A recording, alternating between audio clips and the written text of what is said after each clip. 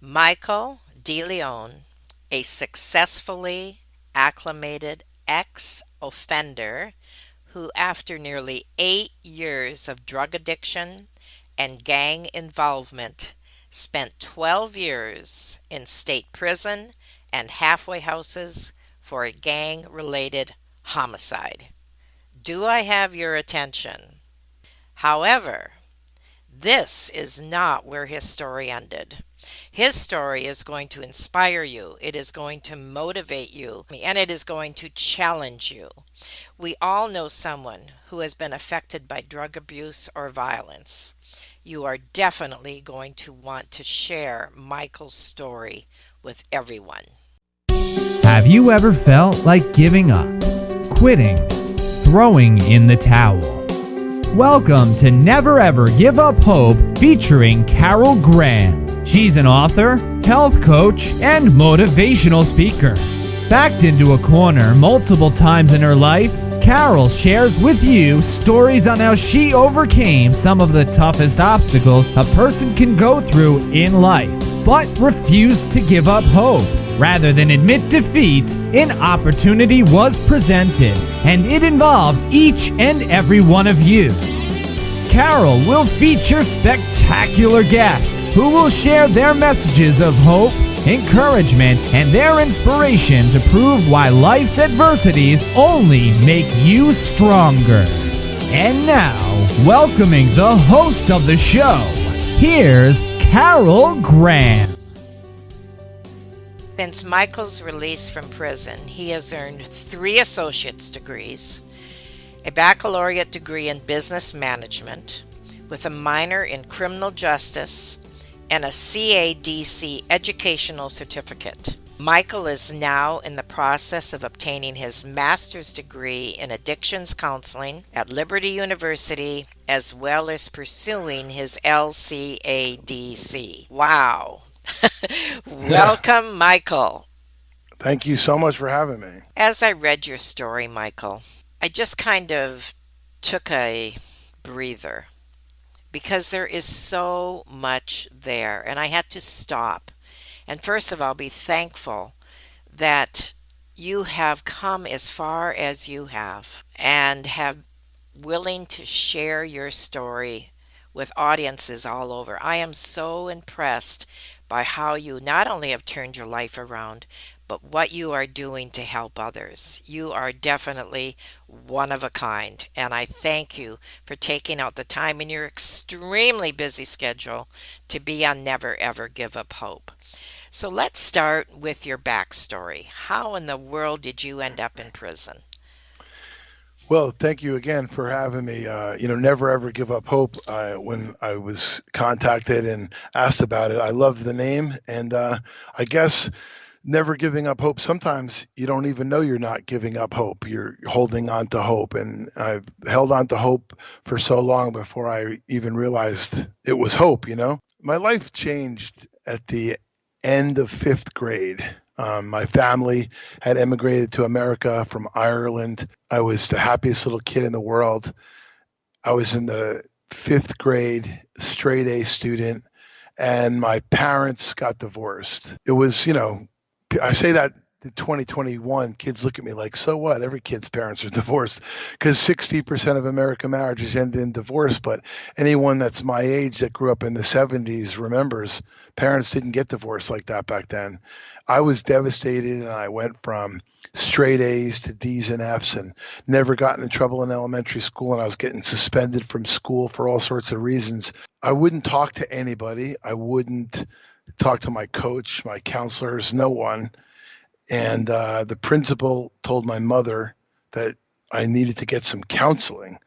So she took me to our Catholic priest, who was in charge of us altar boys, for some in-depth one-on-one counseling. And he sexually molested me 6th, 7th, and 8th grade. And that was the beginning of the trauma I experienced as a kid. A friend of mine told me the way to deal with my stress was just to smoke a cigarette. Just he gave me a pack of cigarettes. He was 3 years older than me. He just said, "Here, man, it'll calm your nerves." And I started smoking cigarettes at the age of 11. And people don't realize the origin of addiction, because within 2 weeks hanging out with him and his friends, now my circle of friends have changed, and I'm drinking alcohol at 11. And within a couple of weeks from that, I'm smoking marijuana. Age 11, nicotine, alcohol, and marijuana. And, if you grew up in the 70s, that doesn't seem like such a severe contributing factor. If you look at my whole story, very few people would say, "Oh, it's because at age 11 you started smoking cigarettes." But in reality, that's exactly what started it all. Nicotine, which is a stimulant, alcohol, which is a depressant, and marijuana, THC, which is a hallucinogen. And I was on pills by 15, cocaine at 16, heroin at 17, meth at 18, a full-blown life of addiction, until it all came to a screeching halt in 1995 when I ended up going to prison for 5 years first, came home for 10 months, and went right back to prison again for 7 more years.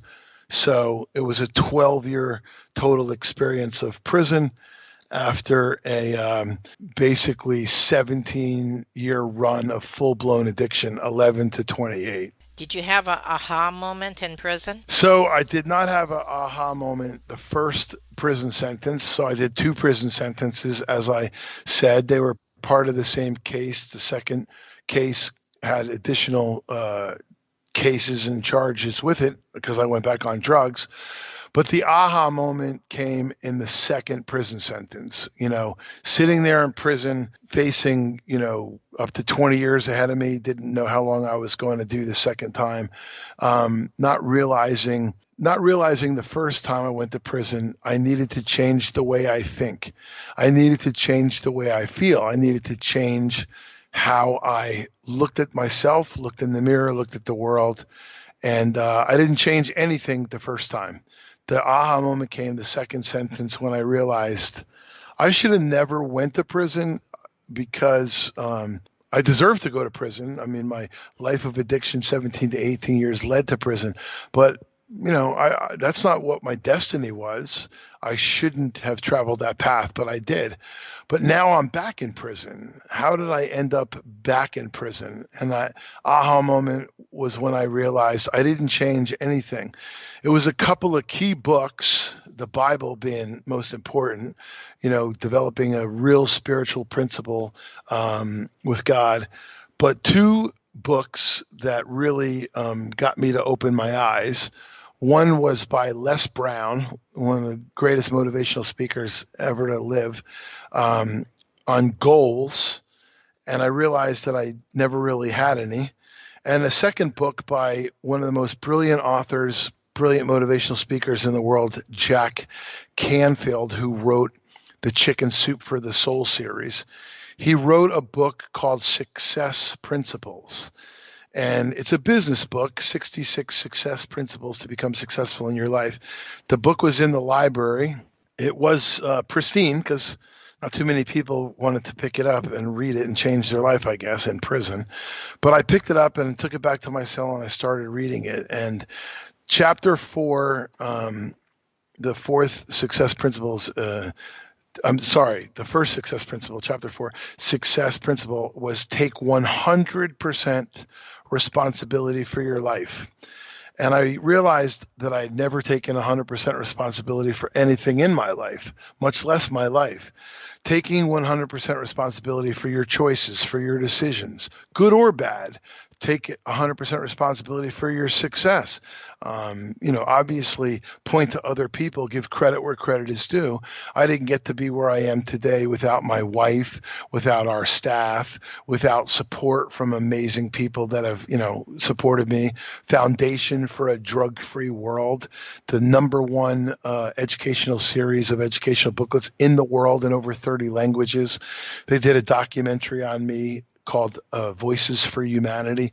And the people that have helped me since I got out of prison in 2007 were very instrumental. But, I'm going to take 100% responsibility for my success, but I also take 100% responsibility for my mistakes. So that was my aha moment. And the aha moment led to the foundational principle that I share, because now I go back into prisons to teach men and women how to change the way they think, is find your purpose. And that aha moment led me to my purpose in life, which is educating kids and families across the country so we can stop this crazy addiction pandemic in our country. Before we move forward, I just want to back up a little bit because you said something that is key here, and that is taking 100% responsibility for your choices, for your actions, etc. One of the things that I have noticed, which is a common thread when I interview anybody on this show who has a similar story to your own, this is what made the change in their life. And that is taking responsibility. And I assume, now I'm jumping forward a little bit here too, and I know you're going to talk about what you are sharing with high school students and young people across the country, is I assume that this is what you, one of the messages, one of the key messages that you share. However, before we go there, I just want to ask you what you were charged with that landed you in prison. Okay. So in 1995, my addiction had spiraled out of control. I was living in an urban community in New Jersey, Newark, New Jersey, and I was involved in a gang. I was dealing drugs, dealing guns, committing crime, everything that you can imagine involved in the drug addiction, gang involvement. I was involved with, and I had put a very large drug deal together that went horribly wrong. And some people got shot, and some drugs and money went missing. So there was a hit put out on me. I was marked for death. The person in charge of the gang that I was involved in actually wanted me killed. He wanted me brought to him, and he was going to put a bullet in my head. So he sent two people to find me. And I wasn't home when they came to look at me. I had moved in with my 63-year-old mother because my wife had taken off and said she'd had enough, took the kids and left. So I moved in with my 63-year-old mother. She just retired as a nurse. And they came looking for me, these two kids, and I wasn't there. And they bashed the door in, and they strangled and murdered my mother. May 13th, 1995, which ironically was Mother's Day morning. Oh my Uh, word. I came home that morning at 7:20 a.m. to find my mother strangled and murdered on our bedroom floor, her bedroom floor. Now, I didn't know she was strangled and murdered. I called 911. The 911 dispatchers telling me how to give CPR to an unresponsive person. The police and the paramedics were there within 3 minutes, staring at me, kneeling over my mother, talking to the dispatcher in the phone, crying and screaming, giving her CPR. And the police sergeant pulled me off my mother and told me she was gone. And it started to dawn on me that she'd been gone for hours. Rigor mortis had set in. She was blue and cold and stiff. And my mother was gone, and I was in a drug delusion trying to bring her back from the dead with CPR. Now, we asked for an autopsy because, my mother was healthy, 63, not a medical problem in her life. How could she just die?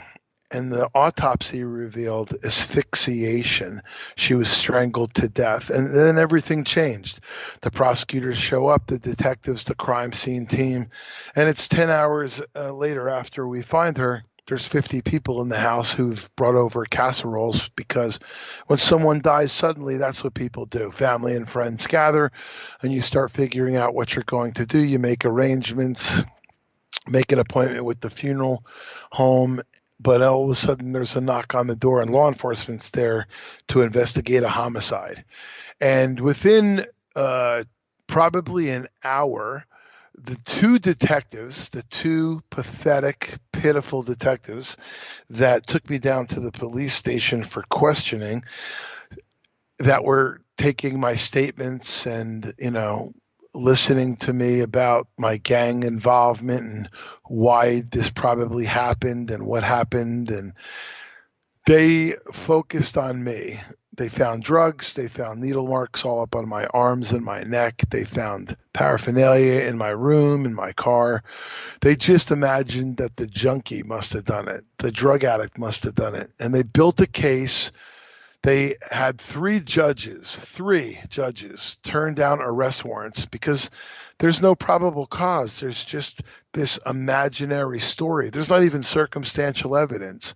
Three judges turned this detective down for an arrest warrant to arrest me for the first-degree murder of my very own mother.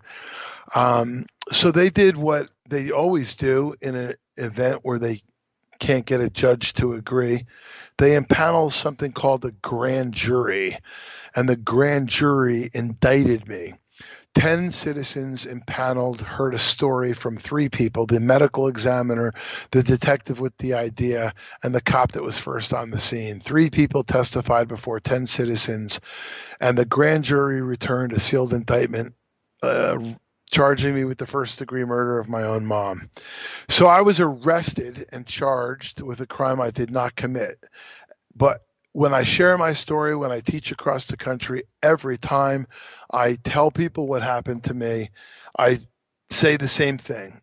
I'm 100% responsible for my mom's death.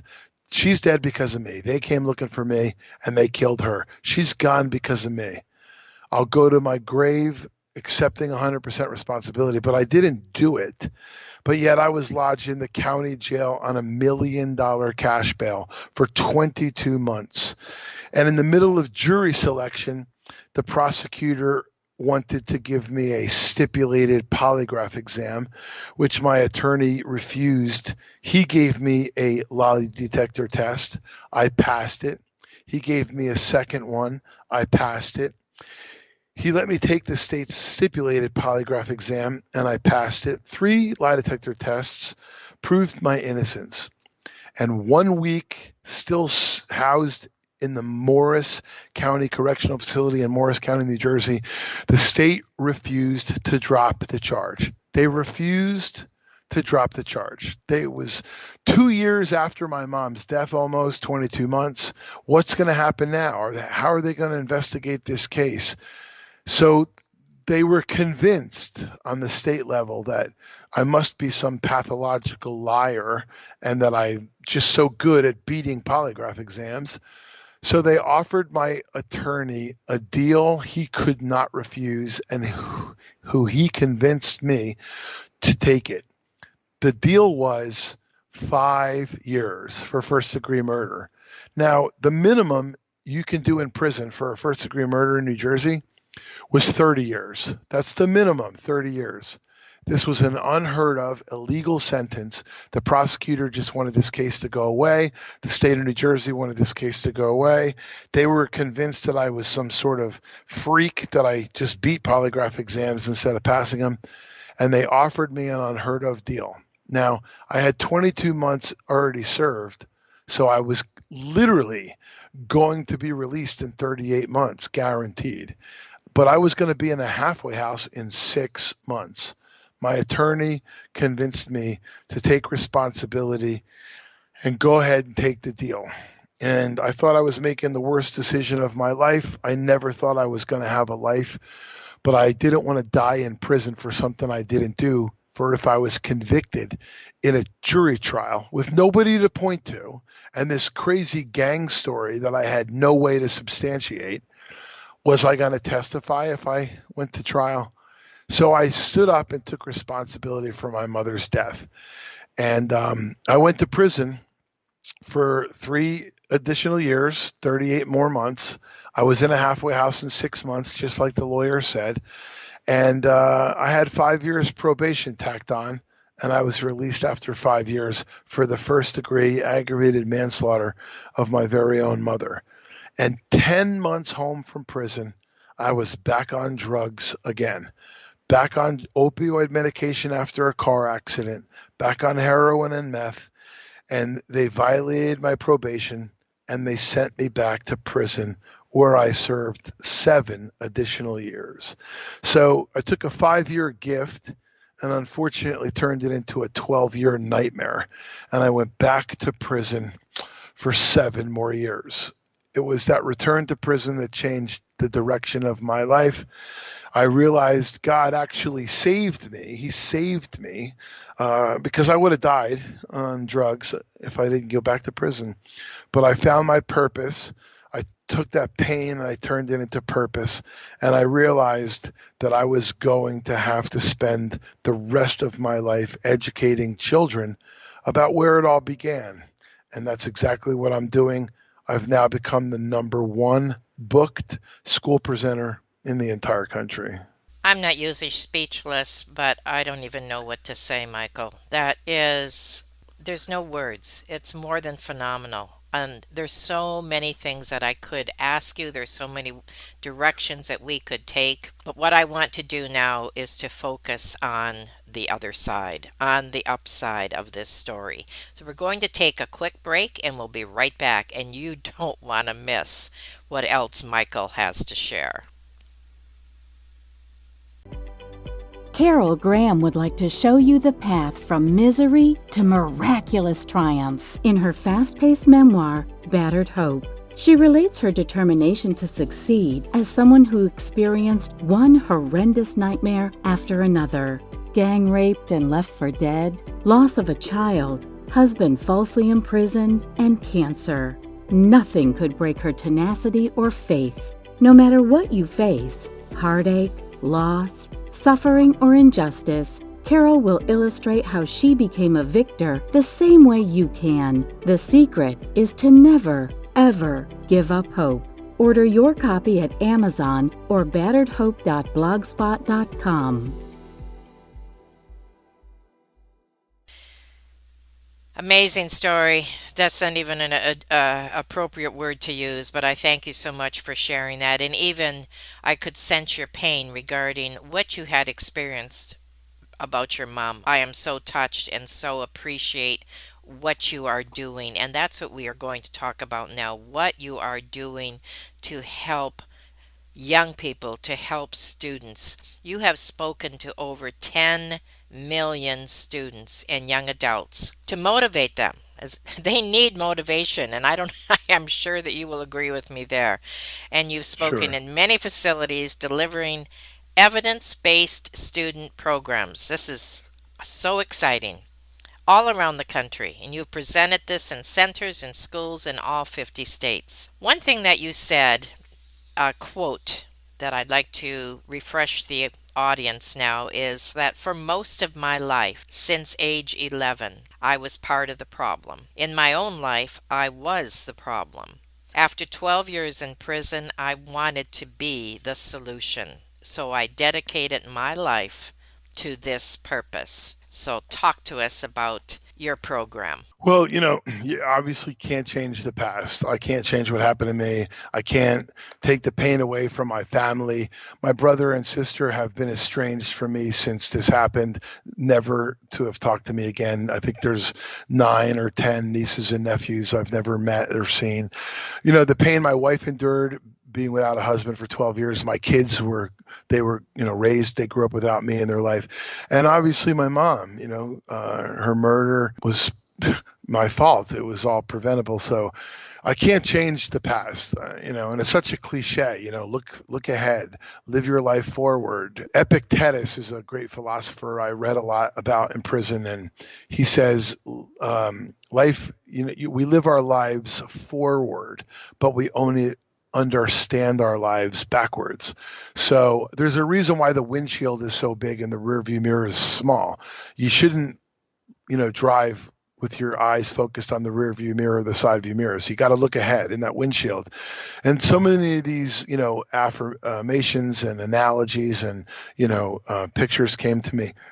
So many of the mentors that I was reading, that second prison sentence, I read so much.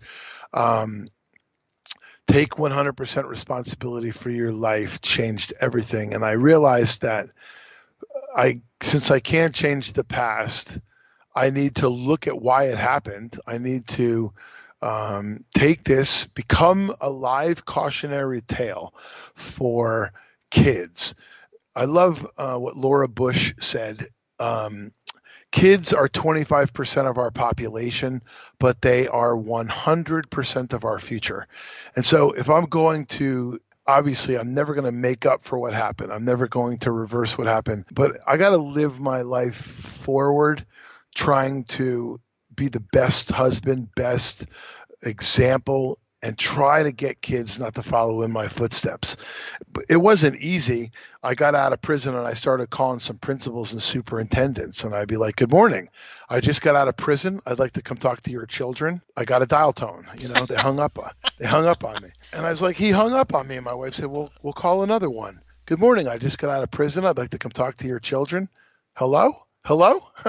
Who would want the ex-convict to come talk to kids? But who better to talk to kids? Exactly. Honestly, I don't sugarcoat it. I openly talk about my sexual abuse as a kid, my physical abuse all through high school.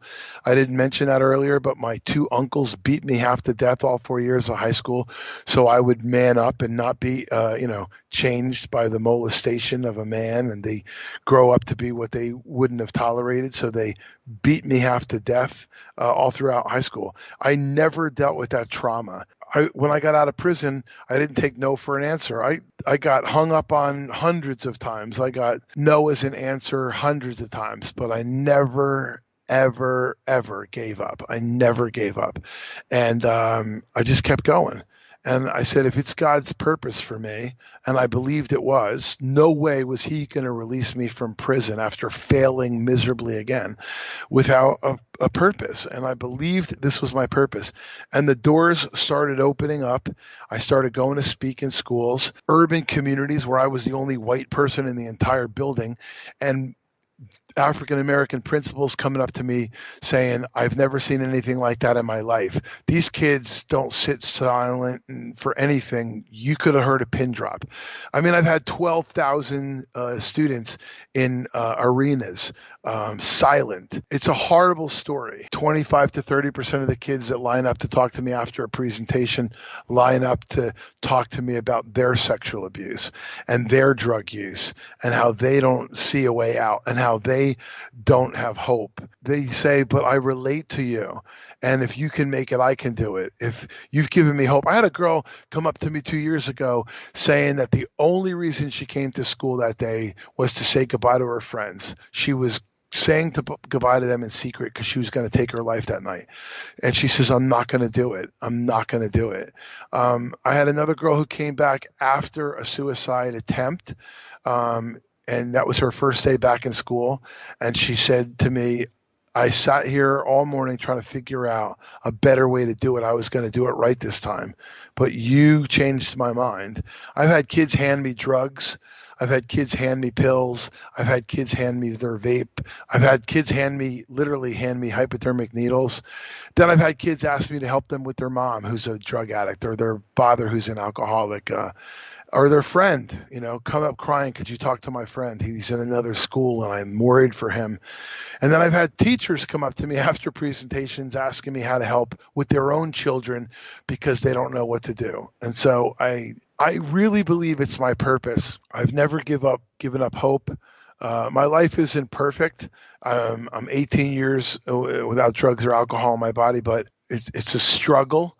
It's a struggle to fund this. We're a nonprofit organization. So I used to beg, borrow, and steal in my addiction. Now I just beg and borrow to try to get the money that we need to move forward. But COVID changed everything. It hurt. And now drug addiction's higher than it's ever been in our country's history. Suicide is up more than it's ever been across our country's history. Self-harm and fentanyl is pouring into our country through our southern border. So I'm trying to educate people about how we solve this problem. And I believe we solve this problem with our kids. The only way to stop addiction from continuing is to stop it from starting in the first place. So I'm going to do everything in my power to stop it from starting with as many kids as possible so they grow up to be who they're supposed to be, not follow in my footsteps. So I so appreciate the opportunity to talk to you about it and get the message out to even more people. So, what is the message? When you are sharing, like in the group situation, how are you challenging them? How are you motivating them to change?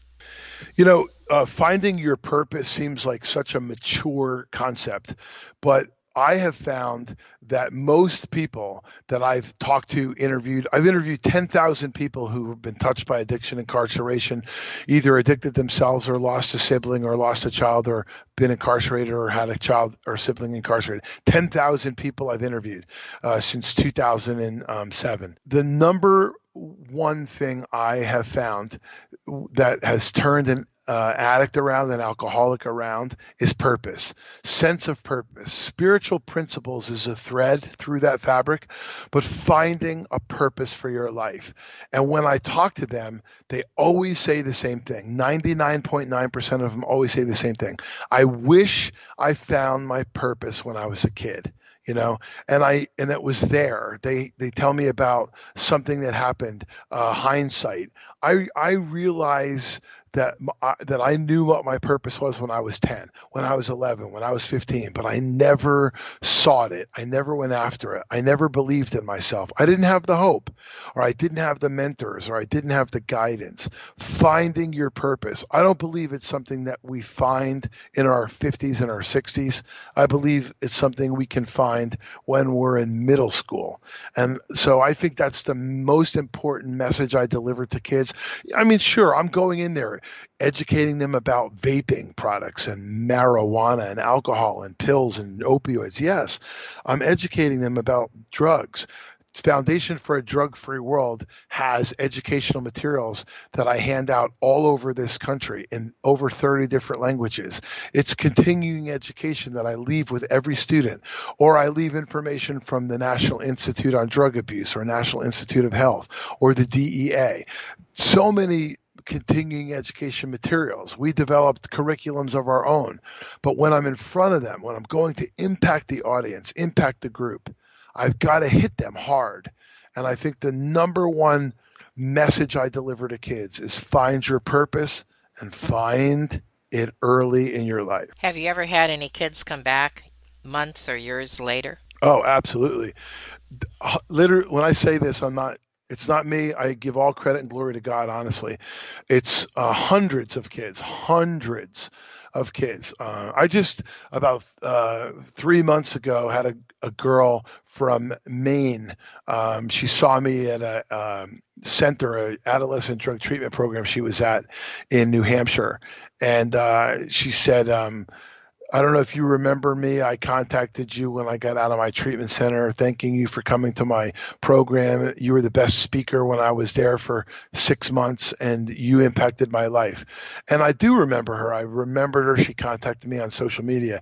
But this past spring, she sent me this card, and inside it was a picture of her holding her diploma in social work, her bachelor's degree in social work.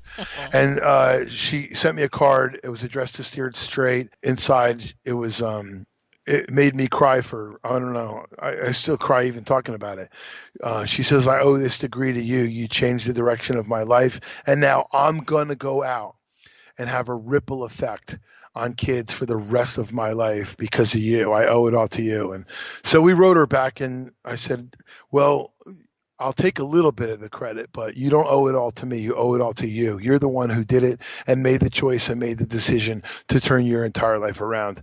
But I've had other kids become counselors. I actually had a school counselor bring me in right before COVID. It was February of 2020. She had just become a counselor, and I had came to her school when she was a freshman, and she stopped smoking weed and drinking as a freshman, and she went on to become a counselor. And then she got to introduce me as the counselor who impacted her when she was a freshman in high school. It was just beautiful. It was awesome. So, but yeah, I've had, and unfortunately, I've had to testify. So far, I've testified for 30 different trials of a kid who came up to me after a presentation to report sexual abuse that nobody knew was going on. And people actually went to prison because their kid came forward after a presentation in a school, and I was able to convince them to sit down with the counselor, and the counselor brings protective services in and law enforcement in, and incest and molestation that's happening that no one knew about actually comes to light because I had the courage to get up and tell my story. So it's that's how I know it's the purpose for my life. I know you've heard this probably many times, and I don't want it to sound like a cliche, but I know that you are one of those people who will say, if this had not happened to me, I would not be where I am today. And your life eliminate all those years where there was so much hurt and pain and devastation. You would not be who you are now and would not be able to help people on the scale that you help them if you had not gone through those years. And I know that you definitely agree with me, even though there's pain and everything else involved. I have a great story that really addresses that. After the presentation, I have a Q&A session 90% of the time. Sometimes schools don't give me the extra time, but we do Q&A with the kids. And it was a girl. She was a junior in Crawfordsville, Indiana. It's always a girl because girls are smarter than boys. Girls ask better questions, but women are smarter than men. If every man in America would learn that early on in their life, they'd have a much better life. But this girl asks me this question. She raises her hand and she said, if you could go back to when that kid gave you that cigarette and say no instead of saying yes, would you do it? And I said, I get that question all the time. It's a great question. And I have two answers for you. I would say no, because of what happened, who I hurt, my mother's death, my wife being without her husband all those years, my kids growing up without their father, the amount of people that I hurt dealing drugs and dealing guns and the things that I did, the amount of people that I hurt. I would go back and say no to that kid, and I would not smoke cigarette, and my life would have changed forever. But I would still have to say yes, because it's made me who I am today. And I went on to the next question, and she didn't like that answer.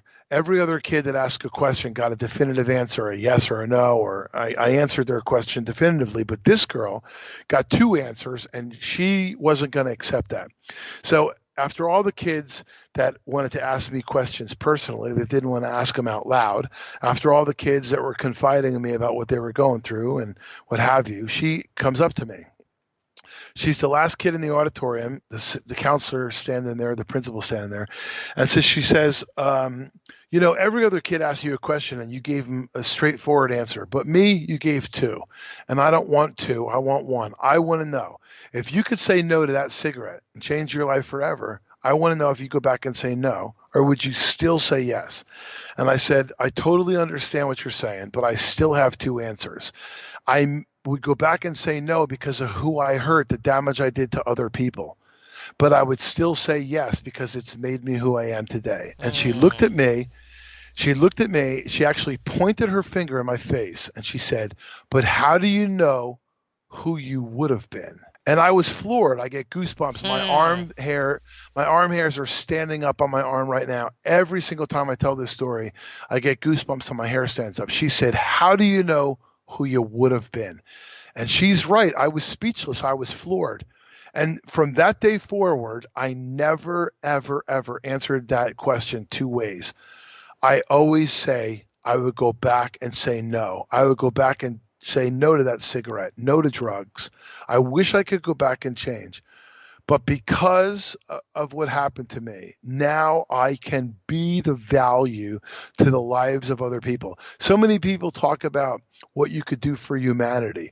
Or I think the most important thing you could do, I think the most important thing in the world today is others. I mean, that's the most important. What's the most important thing in the world? Others. What can I do for other people? What can I do for kids? I have to change the world. And the world is changed not by, millions of people. The world is changed by a single person in a grassroots way, making a difference in the world. You want to change the world, look in the mirror. Sometimes people pray and they say, God, what are you going to do about this? Why can't you change this? God, why are you allowing this to happen? Why didn't you do anything to stop this? And God always says, I did. I created you. I created you. What are you doing? I watch these people on social media all the time. Somebody should do something about this. I hate when people say that. Somebody Yes. should do something about this. Well, aren't you somebody? Somebody should. How about you? What are you doing? These people that want to virtue signal and, take a knee. I served in the military briefly, so people can take a knee at the national anthem.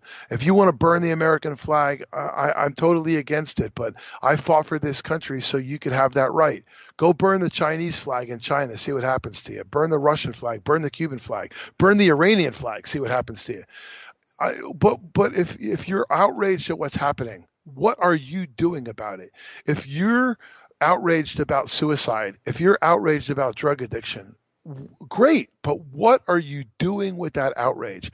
I spend every waking moment, and sometimes my sleeping moments, I literally wake up out of a sleep with a thought and I put it on paper. I wake up and I call somebody, if it's not 3 a.m. where they are. Every moment of my life, I want to spend the rest of it showing people that there is hope.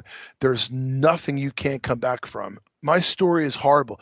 I'm responsible for the murder of my mother. And I stood up in court to get a 5-year sentence saying that I'm the one who actually did it so I could get that sentence. So some people out there won't believe my story the way I'm telling it. I have haters. They'll look at the New York Times article where I pled guilty and said I did it, and that's the end of their conclusion. Oh, I can't worry about it. I have people that are hating on me. I have people that kick my back in. I can't worry about it. All I got to do with the rest of my life is fulfill my purpose, and I believe my purpose is to make sure kids grow up to be who God destined them to be, who their parents and teachers and guardians are raising them to be, that they don't become me. I don't want them to, become incarcerated and use drugs and, God forbid, lose their life at a young age. We just went to a funeral about 2 weeks ago for a 16-year-old kid.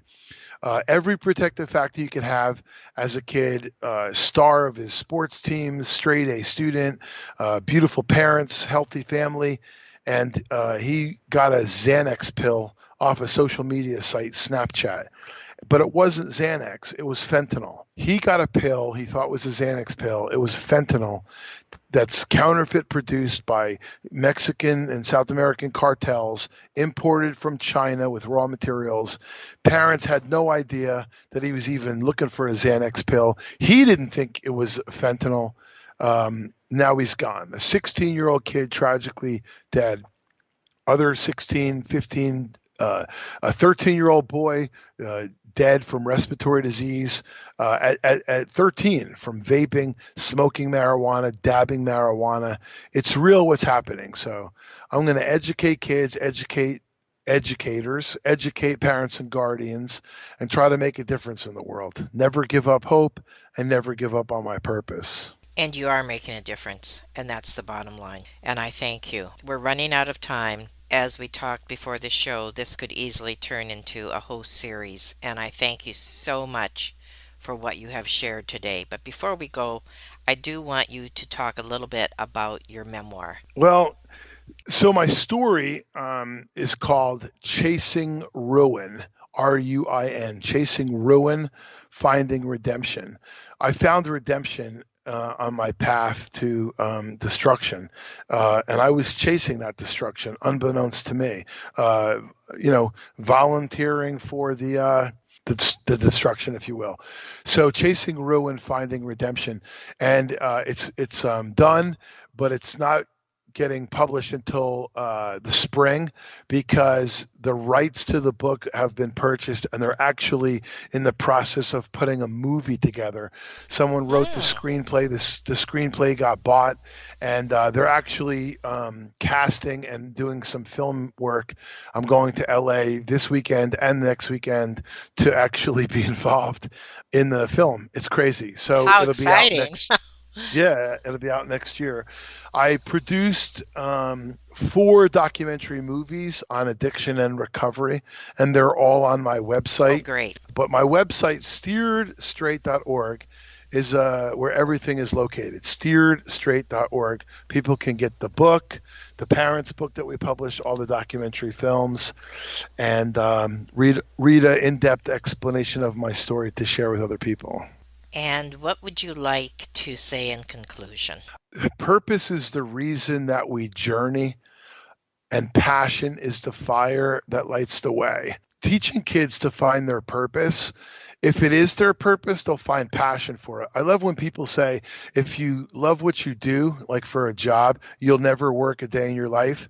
And it's the same concept. If you find passion for something, generally your purpose is intertwined in that. So it's easier to find your purpose, because if you find passion for it, that becomes your purpose. We have to teach kids to find the purpose of their life. The only way to stop the war on drugs is to turn it into a war on addiction, and the only way to stop that war on addiction is to stop it with kids.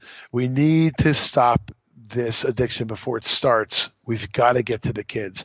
Contact your school district, wherever you are listening from, and ask them to bring Steered Straight into their school district, into their school. Okay. I'll go anywhere to speak to an audience.